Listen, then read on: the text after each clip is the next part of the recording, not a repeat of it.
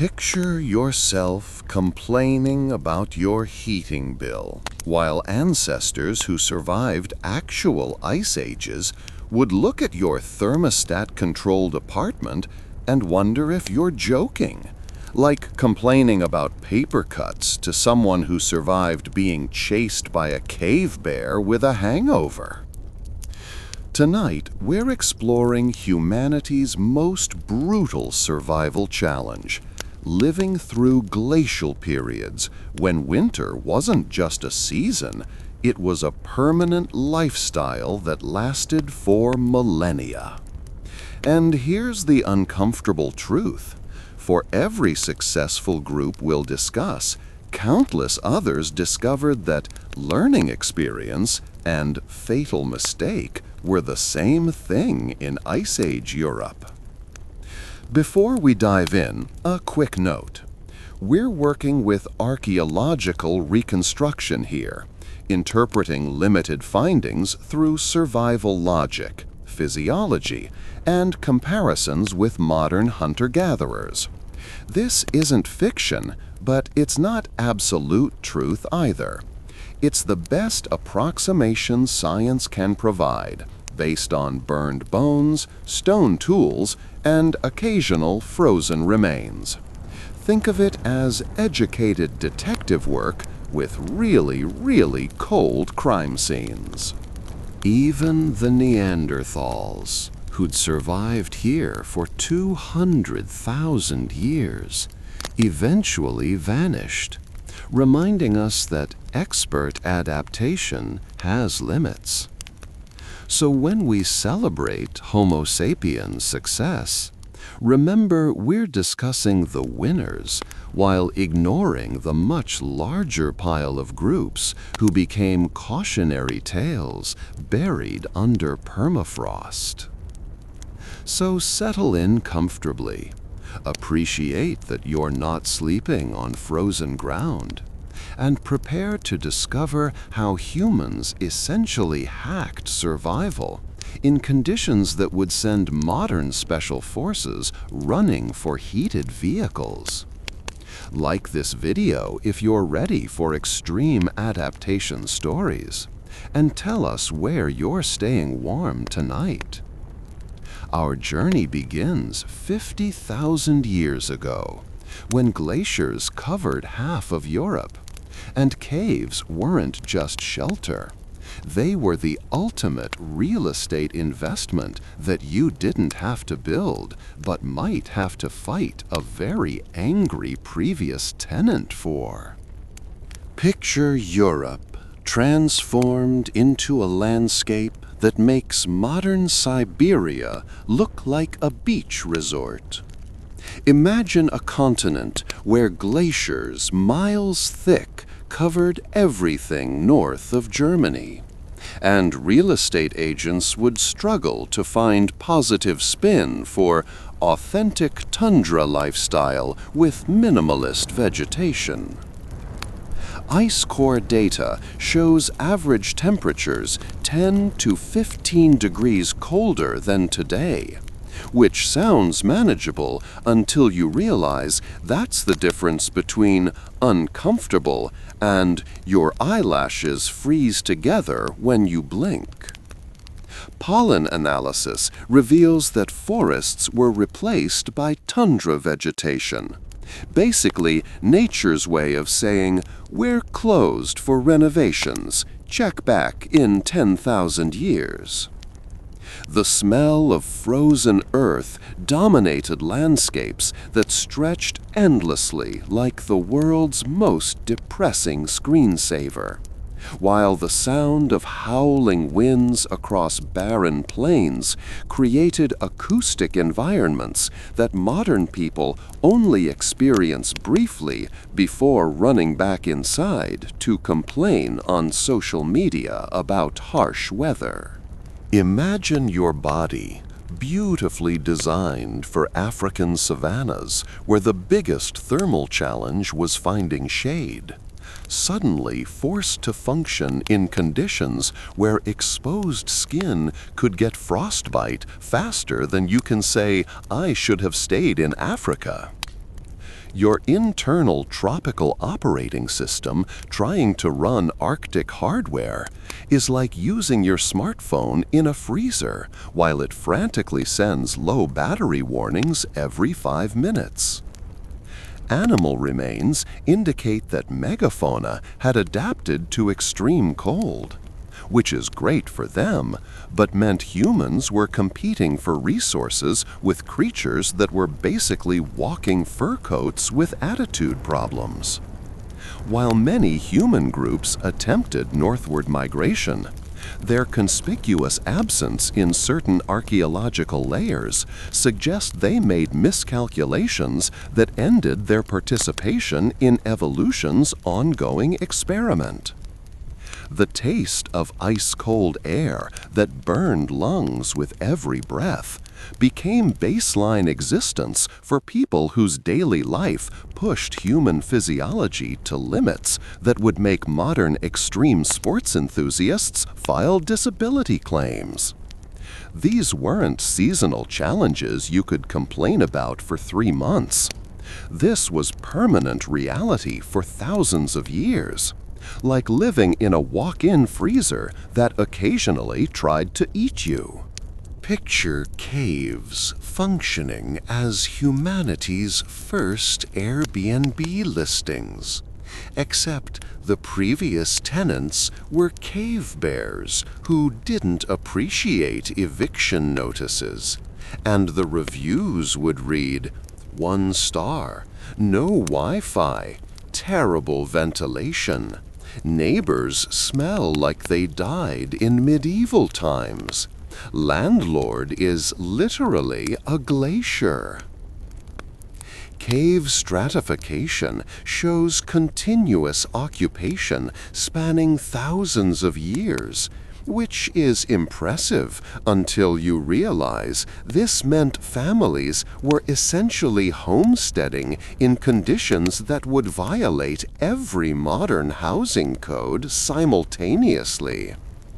Charcoal deposits indicate systematic fire use, while tool concentrations reveal that successful groups organized their spaces like ancient studios apartments.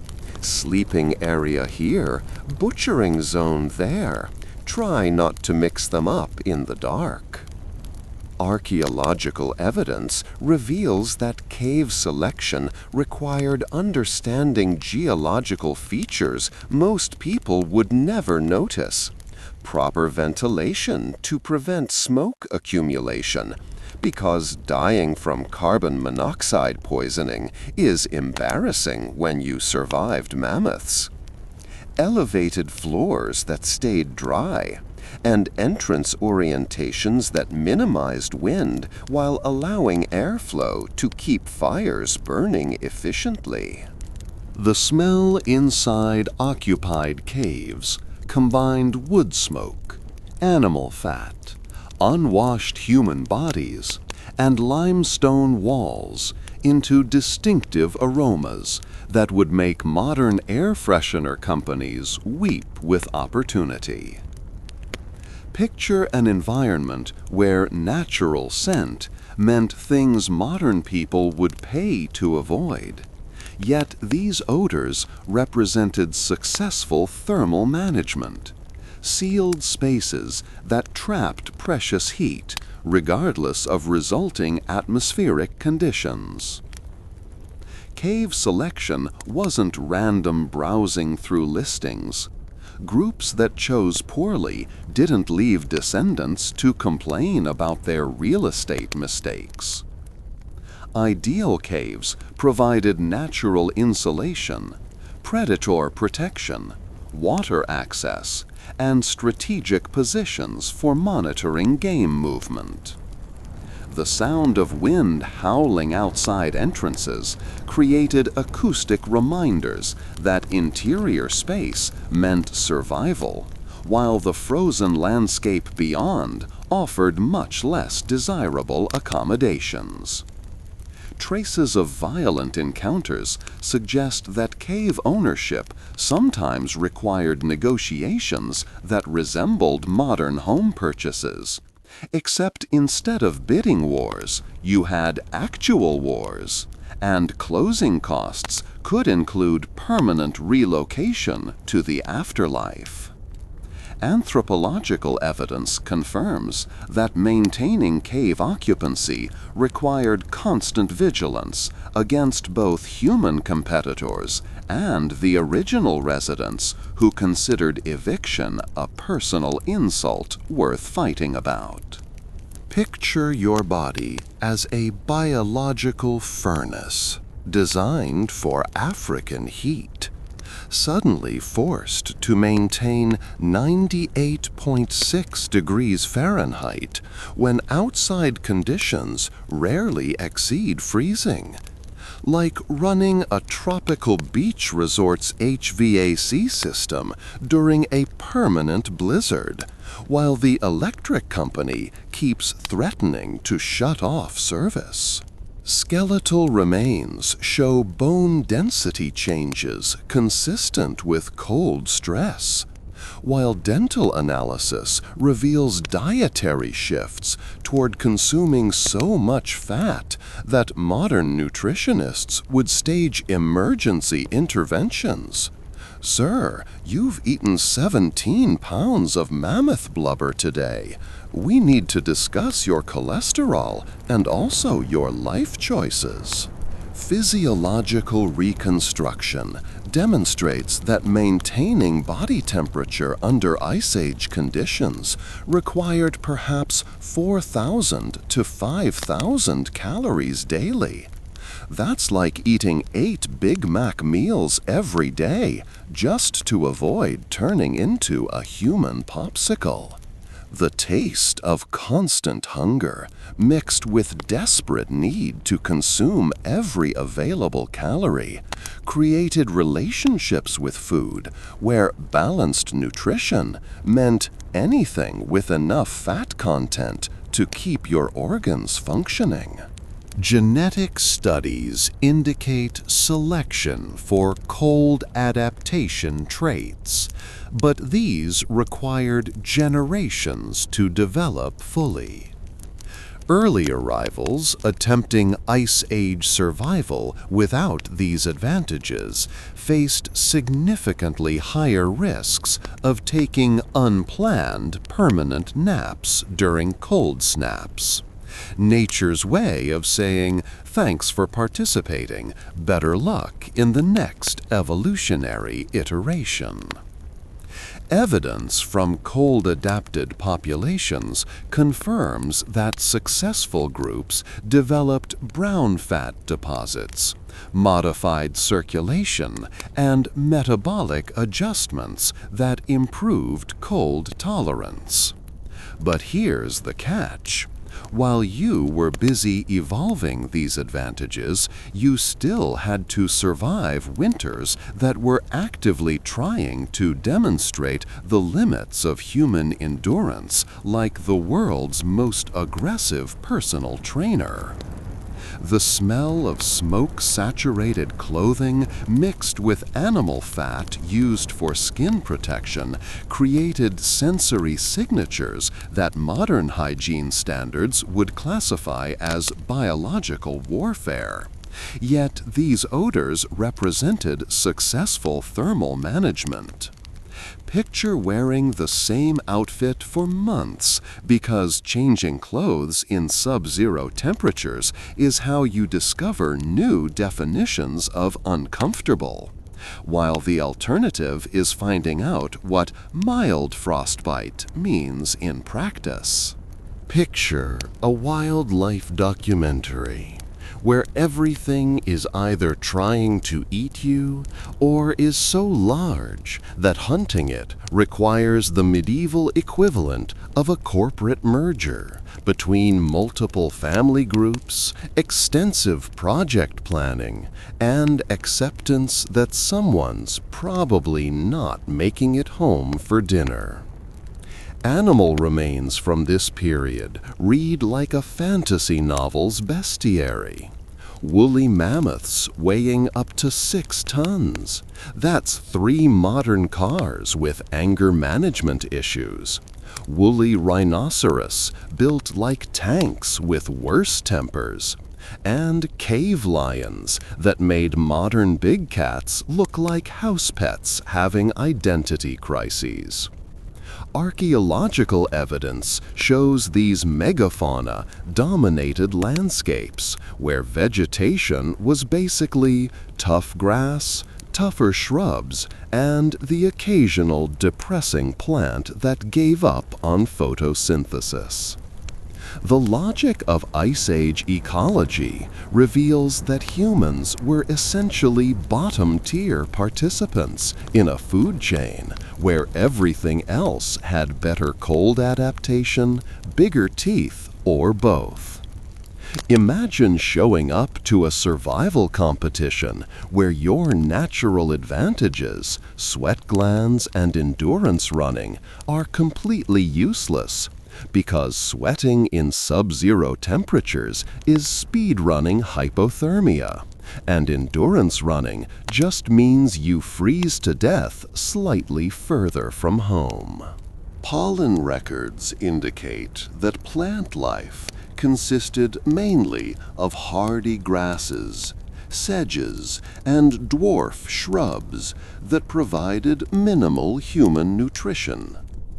The taste of available vegetation ranged from barely edible to technically won't immediately end your existence, meaning plant-based diets were less lifestyle choice and more desperate measures during failed hunting seasons.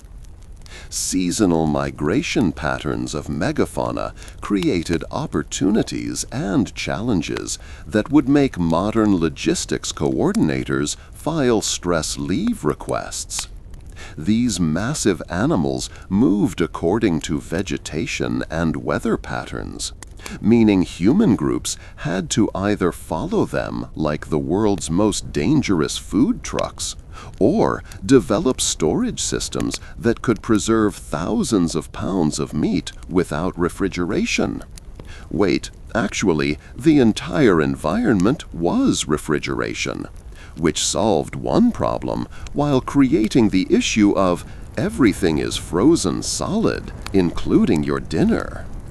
The integration of human groups into this ecosystem required understanding animal behavior patterns that could predict movements, identify vulnerable individuals, and avoid becoming statistics themselves. Archaeological sites show evidence of selective hunting, targeting young, old, or injured animals.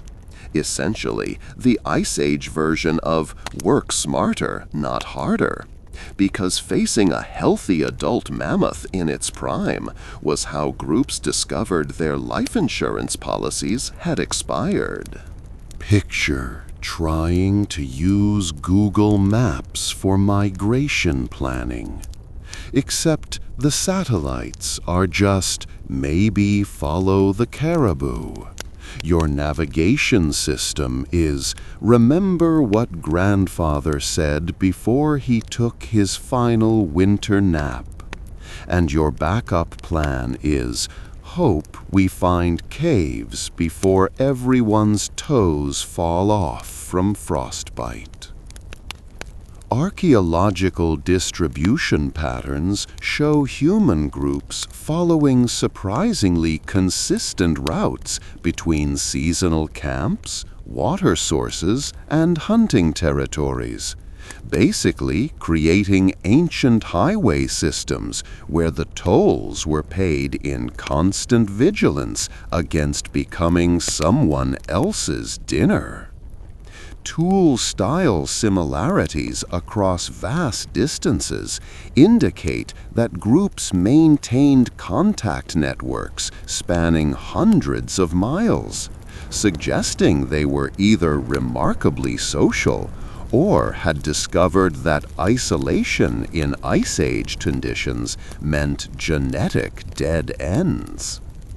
The logic of seasonal movement dictates that successful groups had to balance multiple competing factors, following game herds that provided food, accessing water sources that weren't frozen solid, avoiding territories occupied by less friendly human groups, and timing everything so you weren't caught in open terrain when weather conditions shifted from brutal to immediately fatal. The calm, quiet, narrative voice, found far from their origin points, reveals that migration routes functioned as information highways, where groups exchanged not just flint and shells, but crucial survival data. The valley 3 days north has good hunting, but watch out for that cave bear with the attitude problem. Or, the western route floods in spring. Learned that the hard way. Don't recommend. Climate proxy data indicates that even small temperature fluctuations could force major route changes, meaning groups that successfully adapted were essentially running continuous real-time updates to their survival strategies. The smell of unfamiliar territories mixed with the nervous sweat of navigating unknown landscapes created sensory experiences that meant both opportunity and risk. New resources versus new ways to discover your cold tolerance limits. Winter migration strategies had to account for reduced mobility when snow depth exceeded your shortest group member's height. A real concern when breaking trail meant someone doing the physically exhausting work of compacting snow, while everyone else tried not to think about caloric expenditure. The sound of crunching snow underfoot became either reassuring rhythm or anxiety-inducing reminder that every step required energy you couldn't necessarily replace. Picture the Stone Age equivalent of a tech startup, where your R&D department consisted of whoever was bored enough to experiment with rocks. Your product testing phase sometimes ended in emergency finger surgery. And successful innovations meant the difference between thriving community and archaeological mystery. Lithic analysis shows increasingly sophisticated stone tool production requiring skills that took years to master. We're talking about transforming rocks into precision cutting implements using only other rocks and patience, which is like building a smartphone using nothing but earlier smartphones and aggressive optimism.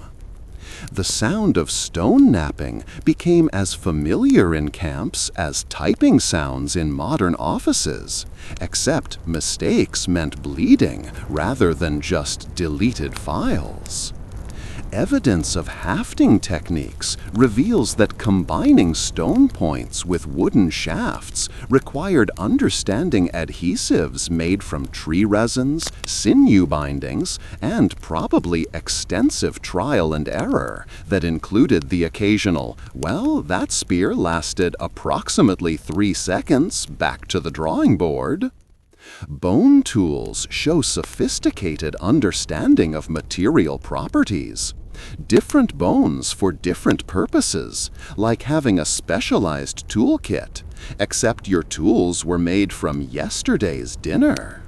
The logic of technological development indicates that successful groups needed individuals who could dedicate time to innovation rather than constant survival activities, meaning communities had to generate enough surplus resources to support their prehistoric engineers.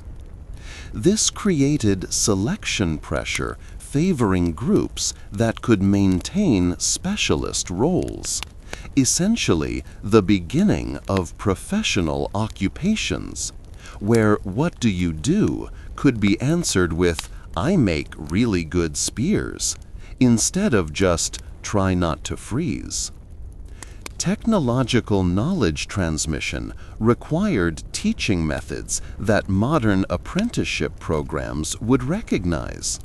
Experienced craftspeople training younger members through demonstration, practice, and probably significant frustration. "No, you're holding it wrong. That's how you lose fingers. Pay attention before you become a cautionary tale." Regional tool style variations suggest that different groups developed unique technological approaches suited to local conditions and available materials, creating Ice Age equivalent of brand preferences, except your loyalty to specific tool designs was based on survival performance rather than marketing campaigns.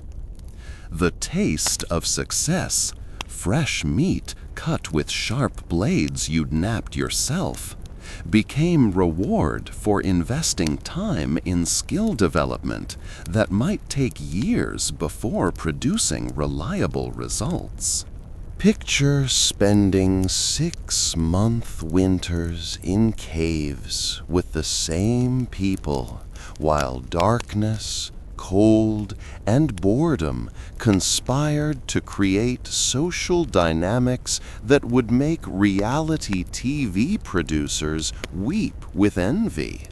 Except you couldn't vote anyone out, and personality conflicts had to be resolved without the option of just blocking them and moving to different cave.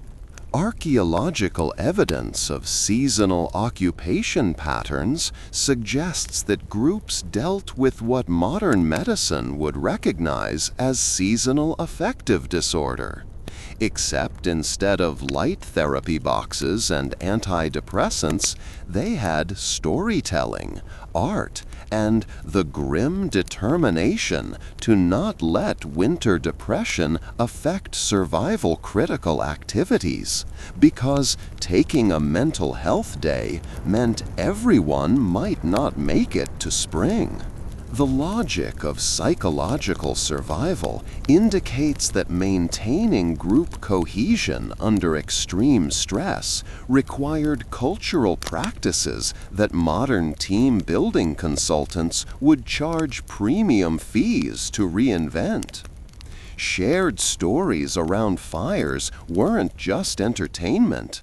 They were memory banks preserving crucial survival information, social glue maintaining group identity, and therapy sessions disguised as cultural activities. The smell of close quarters living with minimal hygiene options mixed with wood smoke, and the psychological weight of knowing that outside meant permanent sleep, created sensory environments that required mental adaptation. Modern people who struggle with cabin fever after 3 days of bad weather would find 6-month cave winters psychologically devastating. Imagine your least favorite family members multiply by constant cold, subtract privacy, and add real consequences for interpersonal conflicts. Isolation from other groups during winter months meant limited genetic diversity and potential inbreeding concerns, but also created tight-knit communities where everyone knew everyone's strengths, weaknesses, and probably way too much about their personal habits. The sound of familiar voices became either comforting continuity or sanity-testing repetition, depending on how well that winter's social dynamics were functioning. But psychological survival and adequate caves meant nothing if you couldn't solve humanity's most fundamental challenge: creating and maintaining fire in conditions so cold that even flames seemed reluctant to exist, where letting your hearth die wasn't just inconvenient, but potentially the last mistake your entire group would make together. Picture fire maintenance as a 24/7 job, more stressful than modern air traffic control. Except instead of managing planes, you're managing humanity's only reliable heat source. And mistakes don't just delay flights. They mean everyone finds out what group hypothermia means in practice. Charcoal layer analysis shows continuous burning in occupied caves, indicating that groups maintained fires through months-long winters without matches, lighters, or even reliable fire-starting methods beyond friction and prayer. The smell of constantly burning wood became so embedded in daily life that modern people's obsession with fresh air would have seemed bizarre. Fire smoke meant survival, while fresh air often meant your heat source had failed at exactly the wrong moment.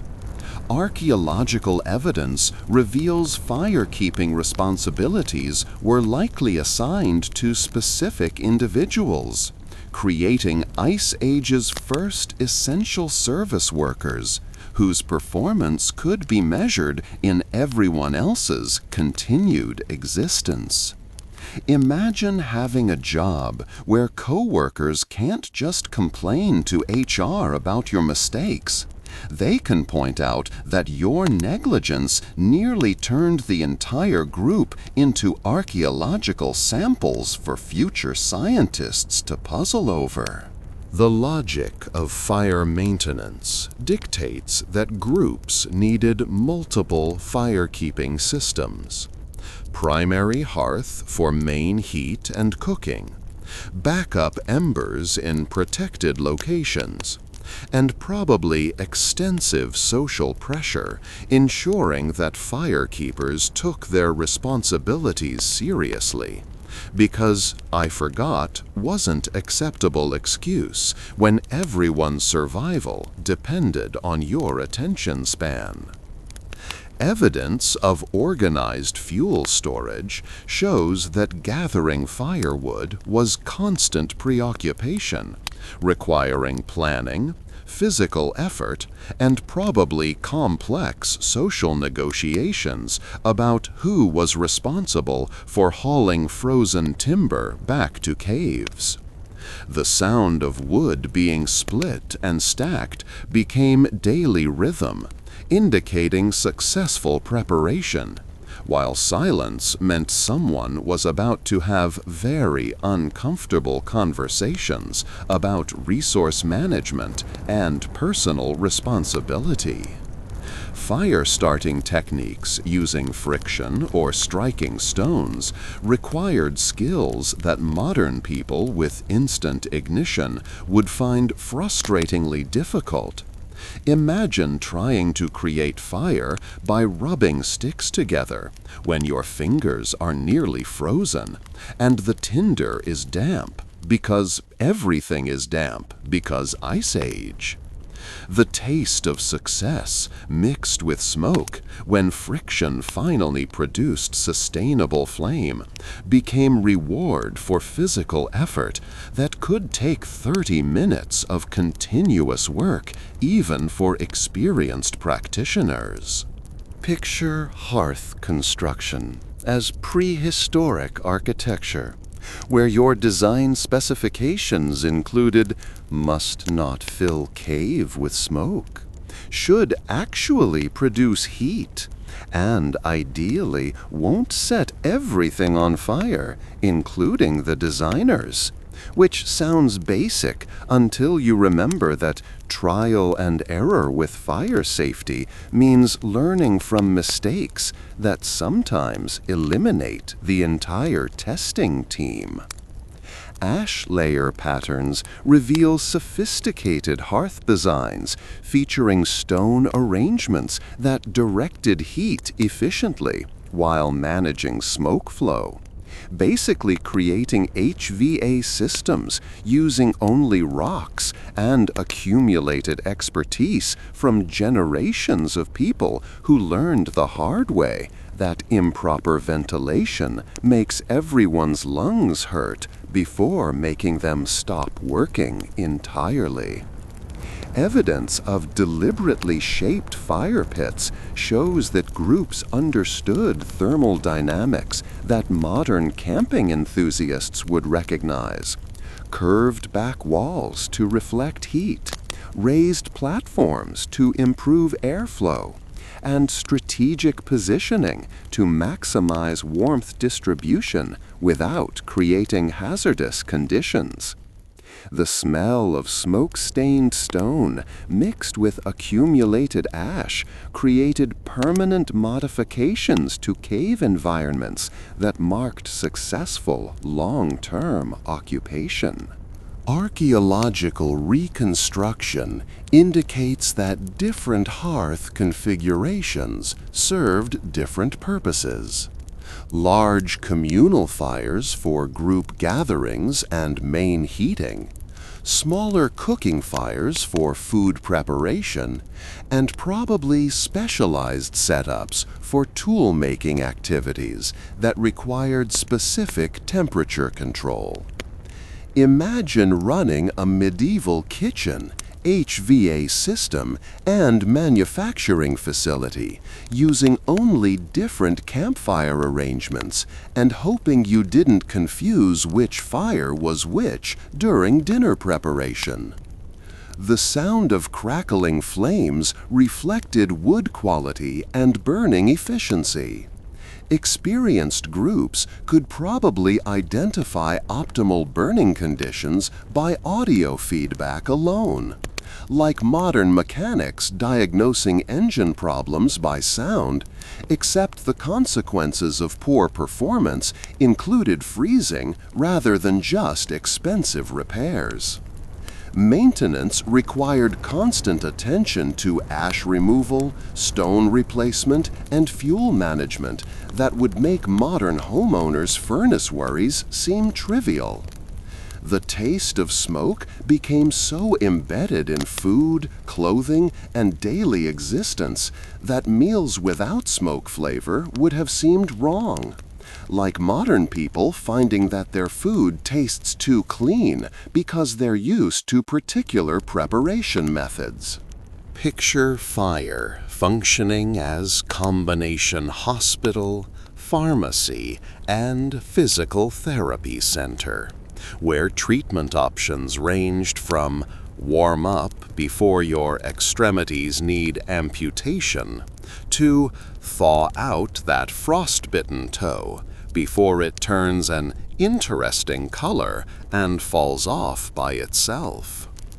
Skeletal evidence shows healed cold-related injuries, suggesting that groups successfully treated conditions that would challenge modern emergency medicine without antibiotics or sterile equipment. The warmth of carefully managed flames could mean the difference between painful recovery and interesting lesson about human tissue preservation in permafrost conditions. The logic of thermal therapy indicates that controlled heat application treated everything from minor frostbite to hypothermia recovery, though success rates probably varied significantly based on injury severity and available treatment knowledge. The smell of warming flesh mixed with wood smoke became associated with medical interventions that were part science, part hope, and part, let's try this and see what happens. The sound of calm, quiet narrative suggests that groups developed portable heat therapy systems, rocks heated in fires, then wrapped in skins for applying warmth to specific injuries or cold-stressed body parts. Imagine a medieval heating pad, except it's a rock that could either save your frostbitten fingers or burn them worse if you miscalculated temperatures, creating treatment protocols that required experience to execute safely. The sound of someone moaning near the fire could indicate either successful warming therapy or the discovery that frozen tissue transitioning back to normal temperature isn't a pleasant sensory experience, like the world's worst pins and needles sensation multiplied by hypothermic desperation. Recovery spaces near hearths became medical wards, where injured or sick members received the thermal support needed for healing, though proximity to smoke and communal living meant infection risks that would horrify modern medical professionals. The taste of herbal preparations mixed with smoke indicated attempts at medicinal treatments that combined available plant knowledge with desperate innovation. Picture trying to cook when your ingredients are frozen solid. Your kitchen is a cave with smoke ventilation issues, and your recipe options are basically roast it until it's less likely to contain parasites, or eat it raw and hope your immune system was paying attention during training. Cut mark analysis on bones reveals sophisticated butchering techniques and cooking methods that maximized nutritional extraction from available game. The smell of roasting meat mixed with burning fat became dinner bell that triggered salivation responses Pavlov would have appreciated. Except instead of laboratory dogs, you had hungry humans who'd been burning thousands of calories daily just staying alive. Evidence of thermal alteration on bones indicates that groups understood different cooking methods produced different results. Roasting for flavor and fat rendering, boiling in leather or bark containers for extracting nutrients from bones and tough tissues, and probably extensive experimentation that occasionally produced results ranging from surprisingly good to, well, we tried. The logic of Ice Age cooking reveals that fire control determined food safety and nutritional efficiency. Undercooked mammoth meat could contain parasites that made digestion very interesting in unpleasant ways, while overcooked meat wasted precious calories through burned-off fats and proteins. The taste of properly cooked meat represented not just successful hunting, but also cooking expertise that prevented gastrointestinal adventures nobody wanted. Seasonal variations in cooking methods reflected changing food availability and preservation needs. Summer cooking focused on immediate consumption, while winter methods emphasized preserving meat through smoking, drying near fires, and utilizing natural refrigeration that was essentially the entire outdoor environment. The sound of sizzling fat dripping into flames created acoustic indicators of successful food preparation and reminded everyone that dinner was approaching. Communal cooking activities around central hearths served social functions beyond nutrition. sharing preparation duties, teaching cooking skills to younger members, and creating daily rituals that maintained group cohesion during months when there wasn't much else to do besides survive. And dinner was approaching. Picture fire functioning as combination security system, outdoor lighting, and psychological comfort device that happened to also keep predators away through the simple mechanism of most animals sensibly avoid the dangerous glowing thing that burns. Archaeological evidence of hearth positioning near cave entrances suggests strategic placement for defense and illumination, creating barrier zones that discouraged nighttime visitors with questionable intentions, whether those visitors walked on 2 legs or 4. The smell of smoke and sight of flames essentially announced occupied territory. Try the cave down the valley to potential intruders. Predator behavior studies indicate that most carnivores avoid fire instinctively, meaning maintained flames provided security that would have required armed guards in fireless conditions. Imagine having a security system that worked as long as you remembered to feed it wood and didn't let it go out at precisely the moment a cave bear decided to dispute your residence claim. The logic of light management reveals that fire illumination extended useful activity hours beyond daylight, allowing tool maintenance, social activities, and food preparation to continue after dark. Modern people complaining about electricity costs would find Ice Age lighting expenses more visceral. Every hour of illumination required physical labor gathering fuel, and letting fires burn unnecessarily meant wasting resources that might be needed for survival critical purposes later. Psychological comfort provided by firelight in complete darkness can't be overstated.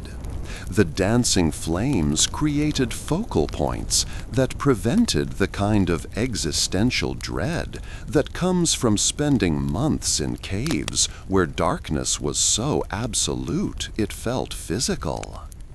The sound of crackling fire mixed with familiar voices created acoustic environments that maintained sanity during long winters when going outside meant embracing conditions that actively tried to end your participation in survival. Evidence of fire-based signaling between groups suggests that flames served communication purposes beyond immediate camp needs.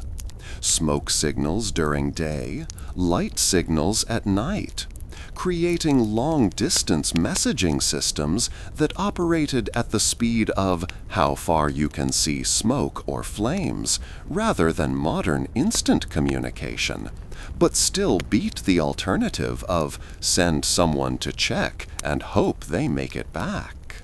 Picture the hearth as combination living room, conference center, and entertainment venue, where all important social activities happened, because venturing away from heat source meant embracing cold that made conversations significantly less enjoyable and much briefer.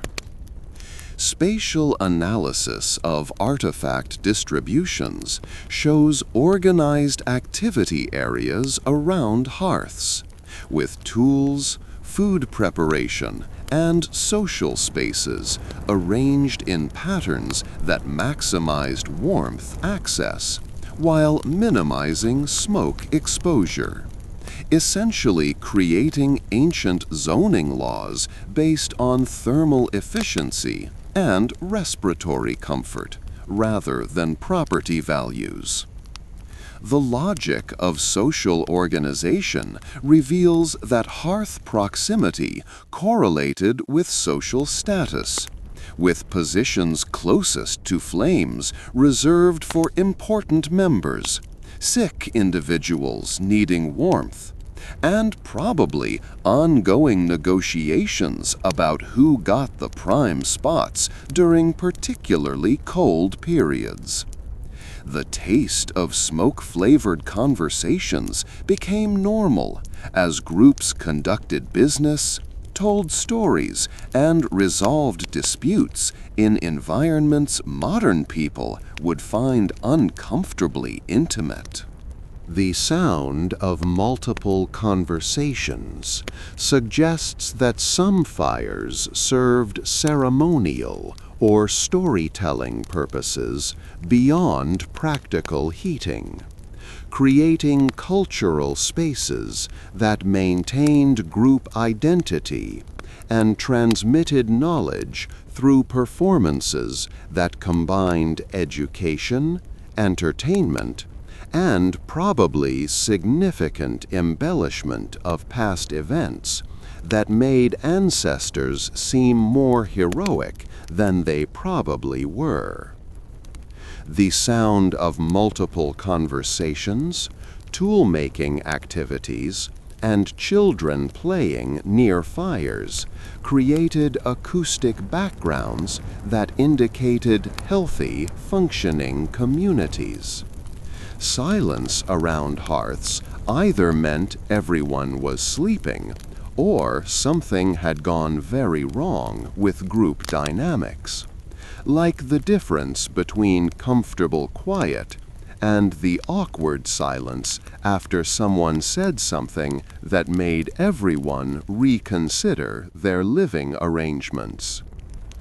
Conflict resolution often occurred around fires, where witnesses and mediators could observe disputes, and community pressure could enforce settlements, creating informal legal systems, where proximity to shared heat source meant you couldn't avoid social responsibilities, or completely alienate the people you'd be trapped with for next 6 months. Picture daily hygiene when your shower options are use precious heated water sparingly, embrace the natural scent of survival, or wait until spring and hope for the best. While modern people's anxiety about skipping one shower would seem adorably naive to groups who measured bathing frequency in seasons rather than days. Archaeological evidence of ash use suggests that groups developed dry cleaning methods using fine ash particles as abrasive cleaners for tools, surfaces, and possibly bodies when water was frozen or too precious to waste on luxury activities like reducing the accumulated aroma of winter survival. The smell of wood ash became associated with attempts at cleanliness that were more symbolic than effective by modern standards.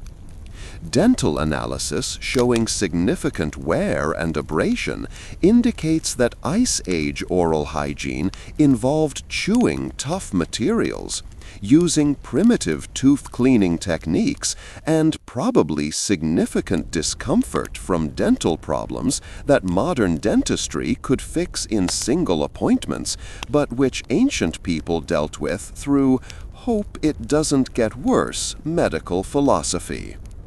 The logic of resource management reveals that water for washing competed with water for drinking and cooking, creating priority systems where personal cleanliness ranked below not dying from dehydration or starvation. Essentially, a hierarchy of needs that put hygiene somewhere between would be nice and maybe when we're not actively struggling to survive. The evidence of specialized cleaning tools and methods suggest that groups maintained equipment cleanliness more carefully than personal hygiene, which makes sense when you realize that dirty spear point could mean failed hunt and starvation, while being personally fragrant just meant everyone else was equally aromatic. The taste of smoke and unwashed existence became so normal that modern freshness standards would have seemed bizarre extravagance. Waste management in cave environments required strategies that balanced sanitation needs with the reality that going outside for bathroom breaks during blizzards wasn't an appealing option. Archaeological deposits suggest designated waste areas, but let's be honest, Ice Age sanitation was less pristine cleanliness and more try to keep the worst of it away from sleeping areas and hope spring thaw deals with accumulated winter issues. But having fire and surviving cold meant nothing if you couldn't acquire the calories to fuel your biological furnace, which required hunting animals so large that modern people would call animal control and let professionals handle it. Except these ancient hunters were the professionals, and their equipment list included sharp rocks, wooden sticks, and unshakable confidence that borders on concerning. Picture organizing corporate team-building exercises, where success means dinner, and failure means becoming a cautionary tale about why you should respect animals that weigh 3 tons and have tusks capable of turning human bodies into interesting archaeological puzzles for future researchers. Kill site analysis reveals sophisticated hunting strategies targeting megafauna that required coordination rivaling modern military operations. Multiple hunters working together with assigned roles, backup plans for when primary strategies failed, and probably lengthy pre-hunt discussions that essentially amounted to everyone remember the plan, try not to improvise unless absolutely necessary. Evidence of selective targeting shows that groups preferred young, old, or injured animals rather than healthy adults in their prime. Basically the Ice Age version of pick your battles carefully, because facing peak performance mammoth meant discovering new definitions of occupational hazard. The smell of blood mixed with nervous sweat during hunts created sensory experiences that combined exhilaration with genuine concern about making it home with all original body parts. The logic of collective hunting indicates that success required accumulated knowledge about animal behavior, terrain advantages, and weapon effectiveness that could only be developed through experience that sometimes came at significant cost. Imagine learning curve, where mistakes weren't just embarrassing, but potentially permanently educational, in the those who cannot remember the past are condemned to become part of it sense. Weapon analysis shows specialized tools for different hunting scenarios. Heavy spears for close encounters, where bravery met stupidity at high speeds. Lighter projectiles for distance attacks that might not be immediately fatal, but could slow prey enough for follow-up strikes. And probably emergency backup weapons, for when everything went wrong, and improvisation was the difference between survival and becoming interesting fossil evidence.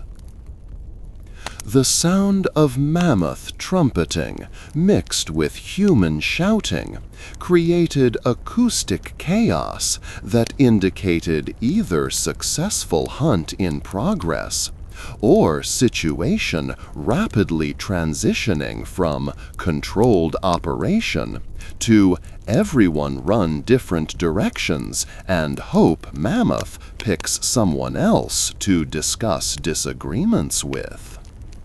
Picture tool development as endless startup iterations, where your product testing involved actual life or death scenarios.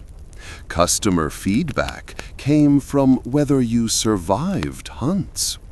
And the R&D phase sometimes ended with permanent transitions to other career opportunities like archaeological specimen. Lithic evidence shows increasingly specialized projectile points designed for specific prey and hunting conditions, essentially creating ancient product lines where different models suited different applications. Except instead of marketing departments, you had practical experience determining which designs worked and which ones left users with regrets they might not survive long enough to share. Use-wear analysis indicates that tools underwent constant maintenance, repair, and modification based on performance feedback. Imagine owning equipment that required sharpening after every use, could break at critical moments, and whose failure rate directly correlated with your ability to eat dinner or become dinner, depending on circumstances. The smell of fresh worked stone mixed with binding materials created workshops where skilled craftspeople produced weapons that had to perform reliably under extreme stress. The sound of stone knapping became daily reminder that survival depended on maintaining equipment whose production required hours of skilled labor to create tools that might last single successful hunt before needing replacement. Evidence of hafting technologies shows sophisticated methods for attaching stone points to wooden shafts using sinews, plant fibers, and adhesives made from tree resins or animal-derived compounds. Basically, creating medieval composite engineering, where components from different sources combined into functional systems that had to remain intact while hitting creatures that could shrug off poorly made weapons like annoying insect bites. The logic of tool innovation reveals that successful groups needed members who could dedicate time to experimentation and improvement rather than constant survival activities, creating selection pressure favoring communities that could support specialist roles. The taste of success fresh meat acquired using weapons you'd personally crafted provided reward for investing time in skill development that might take years before producing reliable results. Picture running zero-waste operation, where your commitment to using every part of hunted animals wasn't environmental ideology, but desperate economic necessity, because wasting mammoth resources was like burning money, except the consequences were everyone's hungry, rather than just accountants are annoyed. Bone modification patterns reveal that virtually every animal part found economic use. Bones for tools and building materials, sinews for bindings and cordage, hide for clothing and shelter, organs for immediate nutrition, and even contents of digestive systems for various applications that modern people would find creative in disturbing ways. The logic of resource maximization indicates that successful kills represented enormous caloric and material investments that groups couldn't afford to squander through inefficient processing. The smell of butchering operations combined blood, viscera, and the metallic scent of fresh meat into sensory experiences that meant successful provisioning, but would make modern people's grocery shopping seem antiseptically pleasant by comparison. The sound of caching behaviors shows that excess meat was stored using natural refrigeration provided by permafrost conditions, creating food security systems that relied on environmental deep freezing rather than preservation technologies. Imagine having a freezer that was entire outdoor environment, except you couldn't control temperature, and predators might help themselves to your stored provisions if you didn't defend them adequately. Fat processing created valuable resources, from cooking fuel to waterproofing compounds to emergency food supplies with caloric density that made modern energy bars seem inadequate. Basically, rendering operations that produced essential materials while filling caves with aromas that combined successful hunting with medieval candle factory having technical difficulties. The sound of butchering activities indicated community-wide participation in processing kills, with specialized roles for different tasks that maximized efficiency, while transmitting knowledge about anatomy, useful materials, and processing techniques that couldn't be written down but had to be demonstrated and practiced repeatedly. The taste of fresh organ meats consumed immediately after kills provided essential nutrients that couldn't be obtained from muscle tissue alone, creating dietary practices that modern squeamish eaters would find challenging, but which provided balanced nutrition that kept Ice Age humans healthier than their limited food variety might suggest. Picture fashion industry, where your clothing options were wear enough animal skins to not freeze, or discover firsthand what frostbite looks like on various body parts. And designers who couldn't produce functional garments found their careers ending when their clients stopped participating in survival due to thermal management failures. Hide processing evidence shows sophisticated techniques for converting raw animal skins into wearable materials, scraping, stretching, treating with brain tannins or smoke, and softening through labor-intensive processes that modern leather workers would recognize as fundamentally similar, except without industrial equipment or chemical shortcuts. The smell of tanning operations combined decomposing fat, smoke, and chemical compounds from brain tissue into aromas that meant winter clothing production underway rather than something died nearby. Archaeological analysis of cut patterns on hides reveals that groups understood tailored clothing principles, creating fitted garments that trapped body heat more effectively than simple wraps. Imagine developing pattern-making skills through trial and error, where design mistakes meant inadequate insulation and potentially permanent lessons about the importance of proper fit when temperature drops below survivable with poor planning.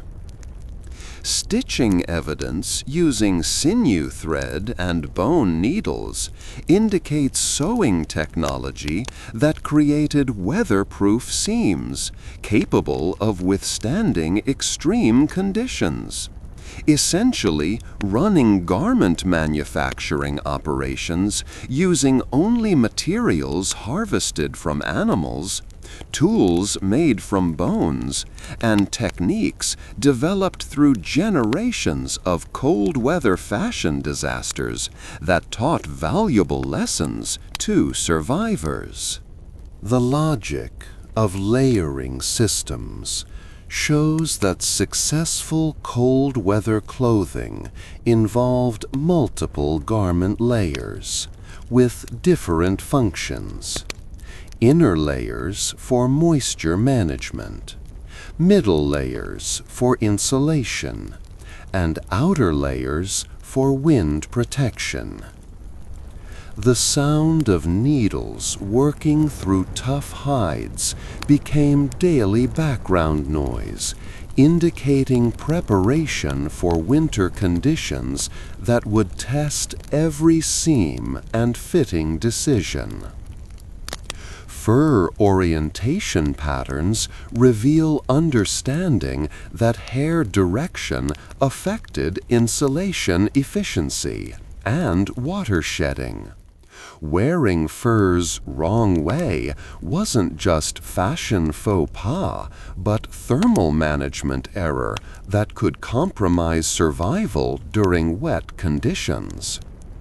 The taste of fur fibers accidentally ingested while wearing close-fitting garments became familiar annoyance that was infinitely preferable to alternative of freezing without adequate clothing. Picture food storage when your refrigeration system was literally everything outside is frozen solid, and your preservation challenges included prevent wolves from eating your winter supplies, and remember where you buried things before snow covers all landmarks with identical white blanket of confusion. Storage pit evidence shows deliberate caching of meat in permafrost conditions, creating natural deep freeze systems that could preserve food for months without spoilage.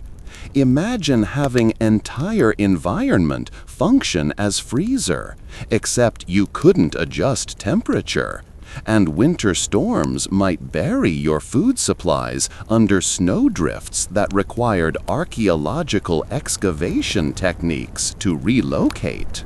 The logic of food security reveals that successful groups needed storage strategies that balanced accessibility with protection from scavengers, weather events, and the occasional rival human groups who considered finders keepers a legitimate resource acquisition strategy. The smell of frozen meat caches represented both successful provisioning and potential conflict points where food security intersected with territorial defense. The evidence of diverse storage locations suggests that groups practiced risk distribution, not keeping all provisions in single location where catastrophic loss could threaten entire community survival. Picture running medieval investment portfolio, where diversification meant hiding mammoth stakes in multiple permafrost locations and hoping you remembered all the spots when hunger outweighed the entertainment value of treasure hunting in blizzards. Seasonal consumption patterns indicate sophisticated understanding of nutritional timing, eating fresh organs and fatty tissues immediately after kills, preserving lean meat for later consumption, and managing stored resources to last through unpredictable winter durations. The taste of aged frozen meat became familiar flavor, indicating successful storage rather than spoilage, though distinguishing between properly preserved and probably shouldn't eat this required experience that sometimes involved educational gastrointestinal episodes. Social protocols around stored food managed community access while preventing individual hoarding that could threaten group cohesion. Essentially, running communist food distribution systems where collective survival trumped personal accumulation, though enforcement mechanisms for preventing cheating probably involved social pressure that made modern workplace gossip seem gentle by comparison. The sound of digging through frozen ground to access cached supplies became winter soundtrack, indicating either routine provisioning or emergency situations when stored resources became survival critical, and normal social pleasantries got suspended in favor of find food now, discuss manners later. Picture real estate development, where your building materials were literally harvested from yesterday's dinner. Construction crews were whoever wasn't currently busy with survival-critical tasks, and architectural plans were stack mammoth bones until it looks like shelter and hope it doesn't collapse during next storm. Archaeological evidence of bone structures shows sophisticated engineering using mammoth skeletal elements as primary construction materials, essentially running construction projects that would make modern builders question material choices, but which created functional dwellings in regions where timber was scarce or non-existent. The smell of bone structures combined aged marrow, hide coverings, and accumulated smoke into distinctive aromas that meant home rather than ossuary. Structural analysis reveals that successful bone dwellings required understanding load-bearing principles, weather resistance, and thermal efficiency, using materials that were free but required significant labor investment to transport and arrange properly. Imagine moving house where your building supplies each weigh hundreds of pounds, need to be dragged across frozen tundra, and occasionally still have bits of frozen tissue attached that you'd prefer to remove before using them as architectural elements. The logic of material selection shows that groups chose specific bones for different structural functions. Heavy skulls and long bones for foundations and supports, ribs and smaller elements for walls and roofing frameworks, creating designs that maximized material properties while working within limitations of available skeletal inventory. The sound of bone structures creaking during windstorms created acoustic feedback, indicating either structural integrity holding or imminent architectural failures requiring emergency repairs in blizzard conditions. The evidence of hide coverings over bone frameworks suggests that complete structures combined skeletal supports with skin weatherproofing, creating composite buildings that provided better insulation than bone alone, while utilizing multiple animal components in integrated construction systems. The taste of smoke from interior hearths mixed with hide and bone materials created flavor profiles that modern air quality standards would find concerning, but which represented successful thermal management. Maintenance requirements included periodic replacement of deteriorating elements, reinforcement of weak points, and continuous struggle against natural decay processes that affected organic building materials even in frozen conditions. Picture home ownership, where structural maintenance was an ongoing project requiring constant attention, because your house was literally made from decomposing animal parts that weather and time were actively trying to return to soil. Social implications of bone architecture included communal construction efforts, where entire groups participated in building projects that benefited collective survival, creating shared investment in structures that housed multiple families or served community gathering purposes beyond individual shelter needs.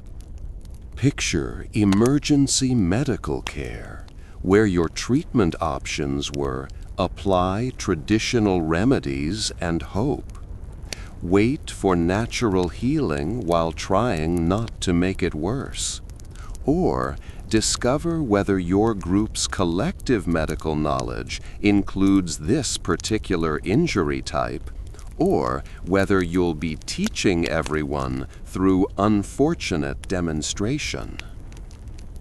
Skeletal evidence of healed hunting injuries shows that groups successfully treated fractures, dislocations, and traumatic wounds that would require modern surgical intervention, essentially running field hospitals using only natural materials, accumulated knowledge, and probably significant amounts of hoping that infection didn't develop, because antibiotics wouldn't be invented for another 50,000 years.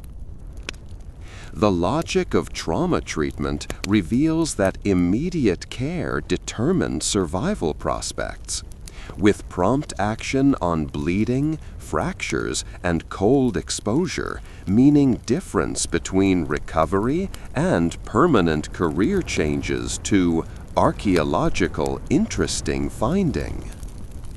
The smell of blood mixed with medicinal plant preparations created sensory associations with medical interventions, part science, part traditional wisdom, and part creative problem solving. The sound of bone-setting techniques suggests that groups understood fracture management principles, creating splints from available materials and immobilizing injuries long enough for natural healing processes to work. Imagine orthopedic surgery where your equipment list includes sticks, strips of hide, and confidence that bone will eventually figure out it's supposed to reconnect. Frostbite treatment protocols probably involved controlled rewarming near fires, though success rates varied significantly based on injury severity and whether tissue damage had progressed beyond recovery point.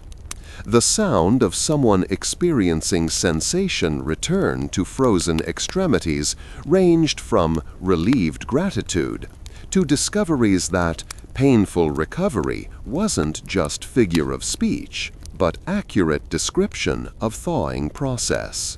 Pain management relied on natural analgesics from available plants, physical techniques like immobilization and elevation, and probably significant amounts of tough it out because we don't have better options philosophy that would make modern pain specialists write concerned ethics reviews.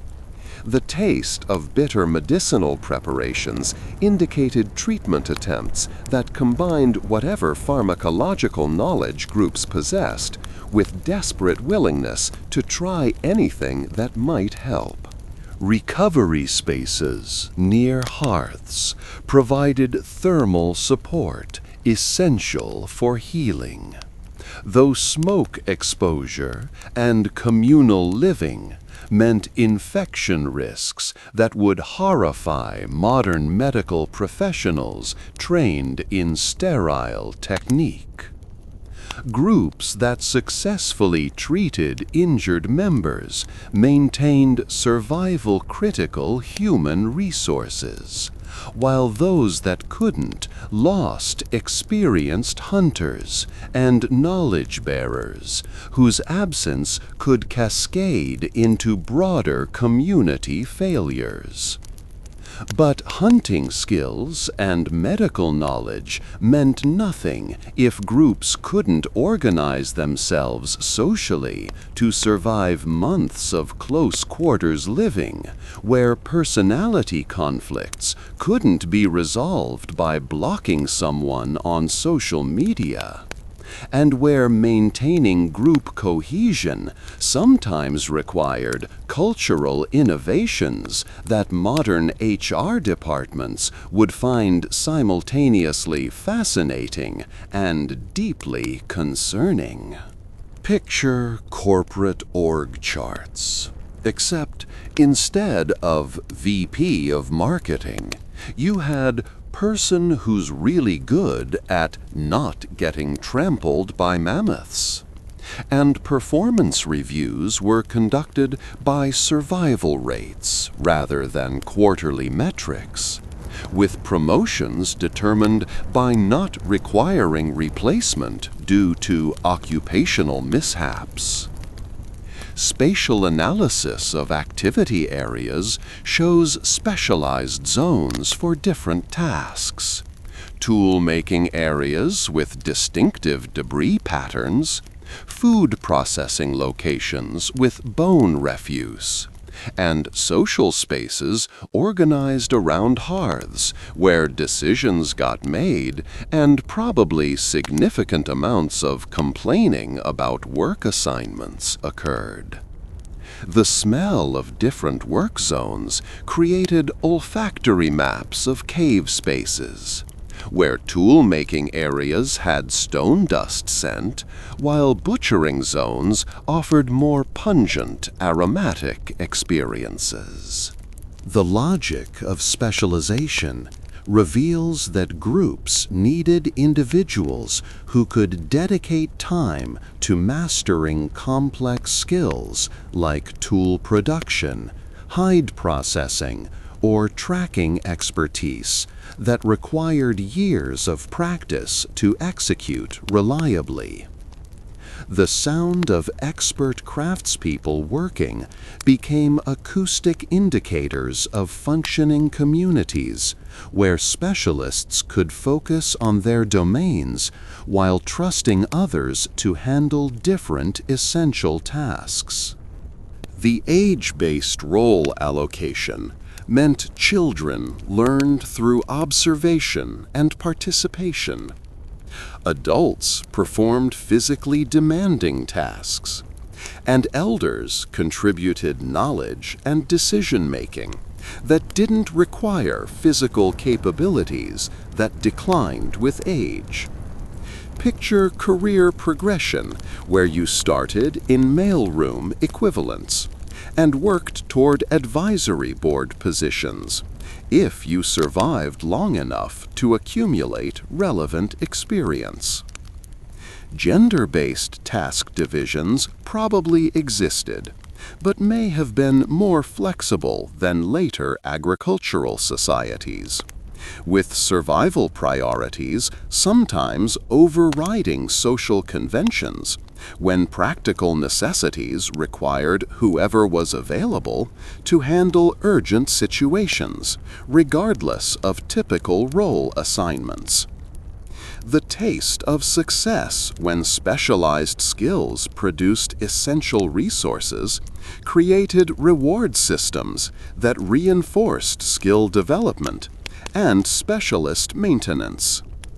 Social recognition of specialist contributions maintained motivation for individuals to invest time developing expertise that benefited community rather than focusing solely on personal survival, essentially creating prehistoric incentive structures where reputation and respect compensated for opportunity costs of specialization.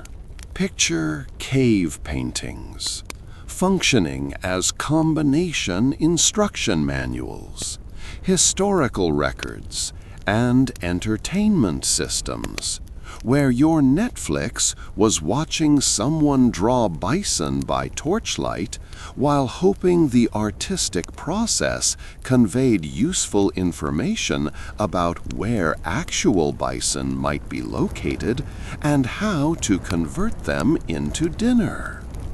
Pigment analysis reveals sophisticated understanding of mineral processing, creating paints from ochres, charcoals, and other natural materials that required gathering, preparation, and application techniques that modern artists would recognize as fundamentally similar to their craft. The smell of grinding stones processing pigments mixed with cave dampness created sensory environments where art production occurred alongside practical survival activities. The logic of representational art suggests that paintings served educational purposes beyond decoration, documenting successful hunting strategies, recording animal behavior patterns, and transmitting knowledge through visual formats that didn't require written language or lengthy verbal explanations. Picture PowerPoint presentations, except they're painted on cave walls, and the slides never update, but at least they don't crash during important meetings. Evidence of repeated painting at specific locations indicates that some caves functioned as teaching sites where experienced hunters could illustrate techniques to younger members using visual aids that modern educators would recognize as effective pedagogical tools, though probably with more mammoth content than contemporary curricula typically include. The sound of stories being told alongside cave art viewings created multimedia experiences that combined visual and auditory information transmission, essentially running ancient TED Talks where presenters used cave paintings as presentation aids while discussing topics like 10 tips for not dying during mammoth encounters, and you won't believe what this group did with limited resources. Symbolic content beyond direct representation suggests cognitive capabilities for abstract thinking and possibly spiritual or ceremonial practices that went beyond pure survival pragmatism, indicating that even under brutal conditions, humans invested resources in activities that weren't immediately practical, but which maintained cultural identity and psychological resilience through artistic expression. The taste of pigment accidentally consumed during painting sessions became minor annoyance that was part of creating permanent knowledge repositories that would outlast individual lifespans, allowing future generations to benefit from accumulated wisdom without requiring direct teacher-student contact across centuries. Picture winter fashion, where your outfit choices were determined entirely by, "Will this keep me alive?" rather than, "Does this match?" And the only seasonal trend that mattered was more layers equals better survival odds, with style considerations ranking somewhere below "Don't accidentally set your clothes on fire while sitting too close to hearth." Needle manufacturing evidence shows sophisticated bone tool production, creating implements fine enough for detailed stitching work. Imagine developing sewing technology from scratch using only animal bones shaped into needles that could pierce tough hides while creating seams that wouldn't leak cold air or moisture during blizzard conditions that actively tested every construction decision.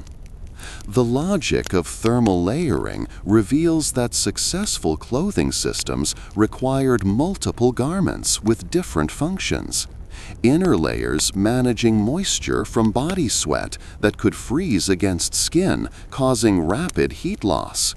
Middle insulating layers trapping air for warmth, and outer windproof layers protecting against conditions that could strip away body heat faster than metabolism could generate replacement calories. Garment repair evidence indicates that clothing maintenance was constant occupation, requiring ongoing attention, because single seam failure could compromise entire thermal system, potentially leading to frostbite injuries that would make future sewing attempts more challenging when missing fingers. The smell of hide processing mixed with smoke from drying treatments created distinctive aromas, indicating winter clothing preparation was underway. The sound of needles working through layered materials became background acoustic, indicating essential maintenance activities, where neglecting clothing care could cascade into survival crises during unexpected cold snaps when equipment failures had immediate and uncomfortable consequences. Anthropological comparisons with Arctic peoples confirm that successful cold weather clothing required detailed understanding of materials, construction techniques, and layering principles that modern outdoor enthusiasts spend significant money replicating, using synthetic fabrics that essentially copy strategies Ice Age humans developed through trial and error that sometimes involved permanent educational experiences about inadequate preparation. The taste of fur accidentally ingested while adjusting face coverings became minor annoyance that was infinitely preferable to alternative of facial frostbite that could make eating, breathing, and general existence significantly more challenging during remaining lifespan, which might be considerably shortened if thermal management failed during critical winter periods. Picture healthcare system where your insurance consisted of, hopefully, the group decides you're worth keeping alive. Disability accommodations were, we'll carry you if we're not already struggling with our own survival. And retirement planning meant, contribute knowledge until you can't, then hope younger members remember your previous usefulness. Skeletal evidence of healed severe injuries in individuals who couldn't have survived without sustained care shows that groups invested resources in maintaining injured or elderly members who weren't immediately productive, essentially running social welfare systems based on group bonds rather than economic calculations about resource allocation efficiency. The logic of social support reveals that maintaining non-productive members represented significant resource investment in societies where calories were precious and every person's consumption had to be justified by contribution or social value that transcended immediate utility. The smell of sick areas near hearths where care recipients received thermal support, mixed with medicinal preparations, created zones where compassion met practical resource management. The evidence of food sharing beyond immediate family units indicates sophisticated reciprocity systems, where successful hunters distributed portions to those who couldn't hunt, creating insurance networks that would support them during their own future difficulties. Picture running mutual aid societies, where participation was enforced by social pressure, and the understanding that refusing to help others would result in abandonment during your own eventual need. The sound of group members assisting disabled individuals with daily tasks created acoustic indicators of functioning social support systems, while silence around those needing help suggested either highly efficient independent living or community failures that might leave vulnerable members without adequate assistance during critical periods. Elderly care provided by younger generations represented intergenerational contracts, where knowledge transmission and accumulated wisdom compensated for declining physical capabilities, essentially trading decades of survival expertise for continued food, shelter, and social inclusion that maintained quality of remaining life even when productive contributions decreased.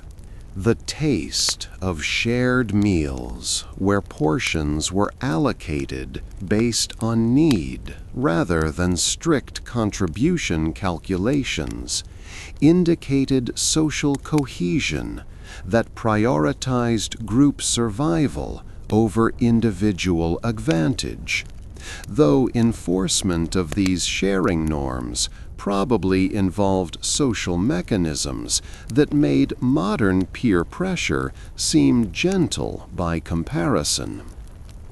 Disability accommodations within technological limits demonstrated that groups made efforts to include members with limitations, adapting tasks and responsibilities to match capabilities, rather than simply abandoning individuals whose productivity declined due to injury, age, or chronic conditions that didn't immediately compromise their potential for future contribution or social value.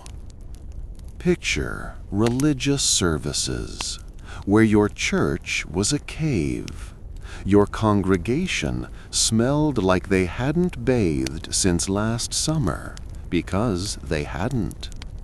And spiritual practices needed to address both existential questions about meaning and immediate concerns about whether everyone would survive until spring thaw.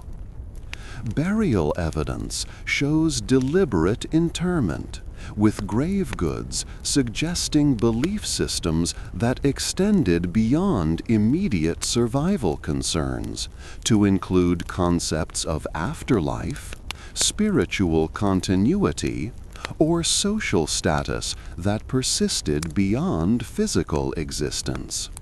Essentially, running religions that provided both psychological comfort and social cohesion through shared beliefs that made brutal reality slightly more bearable.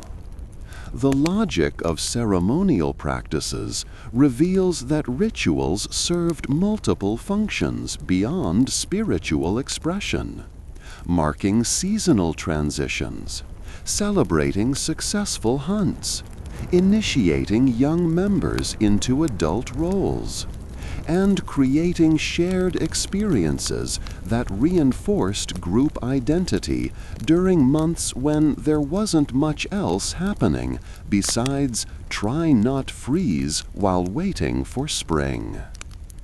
The evidence of ochre use in burials and possibly body decoration indicates that symbolic thinking extended to visual representations with cultural meanings that went beyond practical applications.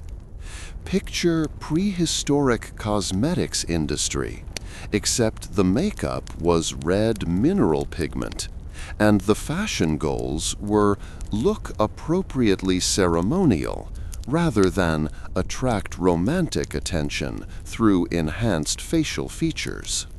The sound of rhythmic activities like drumming, chanting, or coordinated movements during ceremonies created acoustic environments that marked special occasions, distinguished ritual time from daily survival activities, and probably helped manage stress through group activities that provided psychological relief from constant environmental pressure. Seasonal celebration evidence suggests that groups marked winter solstice transitions and spring arrivals with special activities that acknowledged survival milestones. Essentially throwing parties to celebrate, we made it through another winter without everyone joining the ancestors, which might seem like a low bar for celebration until you consider the alternative outcomes. The taste of special foods reserved for ceremonial occasions indicated that even under resource scarcity, groups maintained traditions that set aside certain items for ritual consumption, creating cultural practices that prioritized symbolic meaning over pure caloric efficiency, and demonstrated that humans need more than just survival, even when survival itself requires constant effort.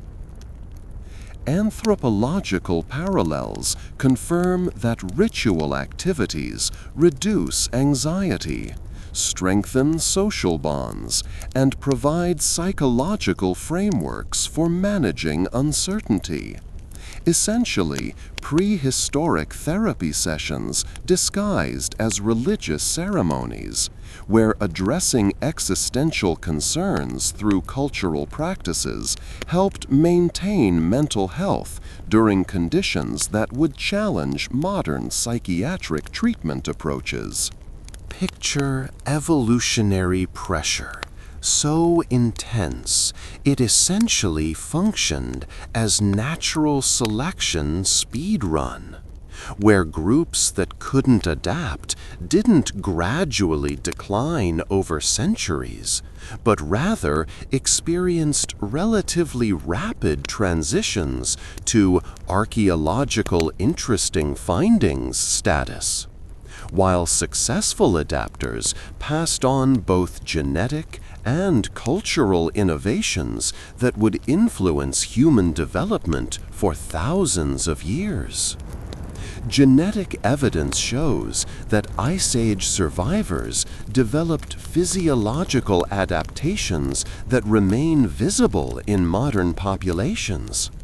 Increased cold tolerance, efficient fat metabolism, and other traits that represented biological responses to selection pressures that eliminated individuals and groups lacking survival-critical characteristics.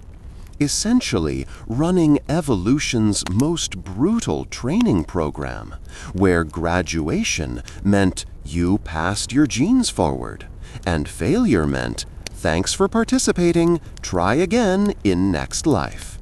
The logic of cultural transmission reveals that successful survival strategies became embedded in traditions that persisted long after environmental conditions changed, creating cultural practices whose original purposes were survival critical, but which continued as customs even when no longer strictly necessary. Picture religious dietary restrictions or seasonal celebrations that originally served practical survival functions, but became cultural identity markers independent of practical utility. Archaeological evidence of technological innovations from this period shows that pressure generated creativity, with Ice Age humans developing tools, clothing systems, and social organizations that represented genuine advances in human capabilities. The smell of ancient innovation mixed with desperate necessity created environments where either you figured out solutions or you became cautionary tales that taught survivors what approaches didn't work.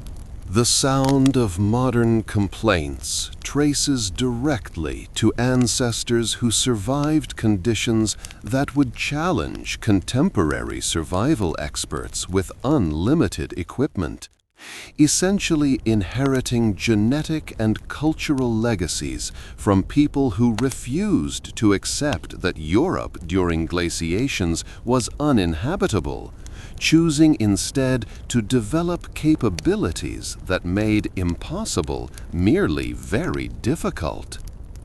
The sound of modern complaints about minor inconveniences would have seemed incomprehensible to peoples whose daily existence required accepting discomfort levels that contemporary societies consider intolerable, creating perspective gaps where Ice Age survivors would view modern life as almost embarrassingly easy, while modern people would find Ice Age conditions absolutely unthinkable for extended survival.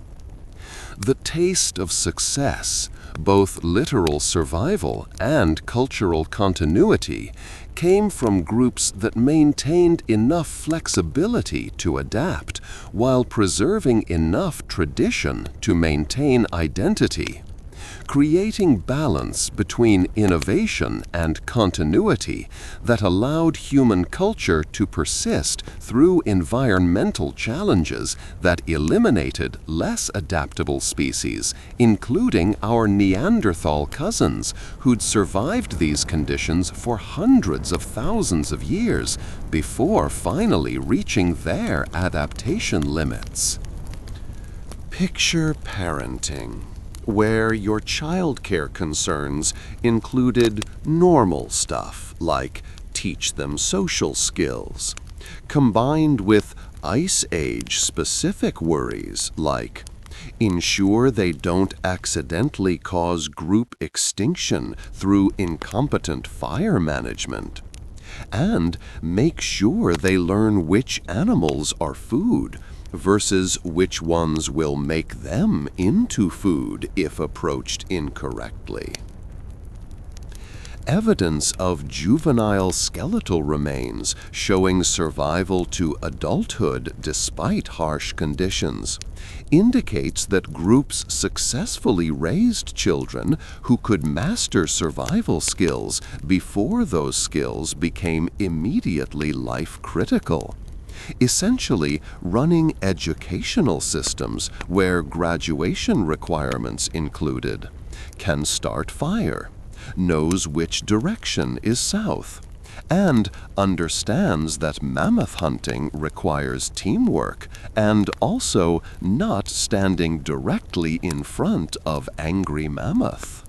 The logic of knowledge transmission reveals that children learned through observation, participation, and probably occasional mistakes that provided memorable lessons about why certain activities required adult supervision until adequate competence developed.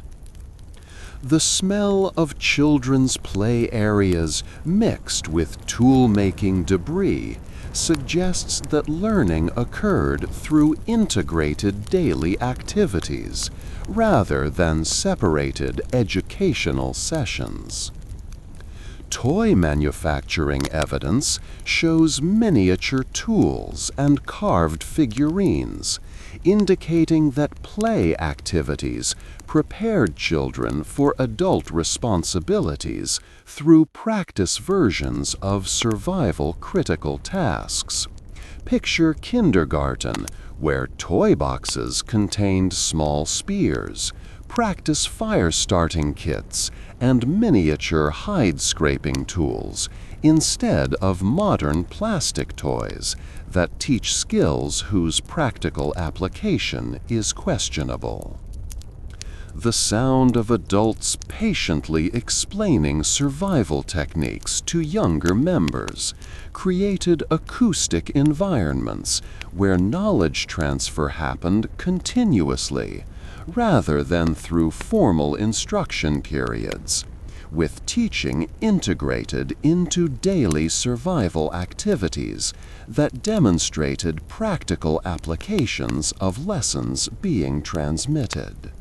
Anthropological comparisons confirm that hunter-gatherer childhood included significant freedom, combined with clear expectations about progressive skill development, creating educational approaches where children gradually assumed adult responsibilities as competence increased, rather than experiencing sudden transitions between childhood and adulthood.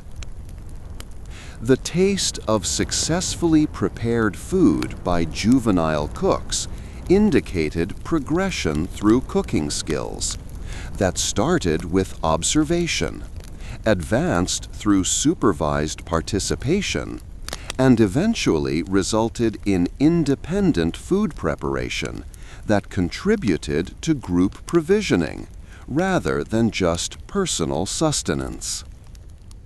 Cultural continuity depended on successful knowledge transmission across generations, meaning that groups who couldn't effectively educate children faced existential threats as elderly knowledge holders passed away without adequate replacement skilled practitioners, essentially running societies where education failures didn't just mean lower test scores, but potential community extinction when critical survival knowledge failed to transfer successfully. Friends, we've reached the end of our journey through humanity's most brutal survival challenge. And honestly, if you're feeling grateful for your heated apartment right now, that's probably the appropriate response. What started as a story about not freezing became a masterclass in human adaptability, innovation, and the remarkable ability of our ancestors to look at conditions that should have been impossible and decide, challenge accepted. These Ice Age survivors weren't superhuman. They were ordinary people who developed extraordinary capabilities because the alternative was becoming part of the archaeological record rather than ancestors who passed forward their genes and knowledge.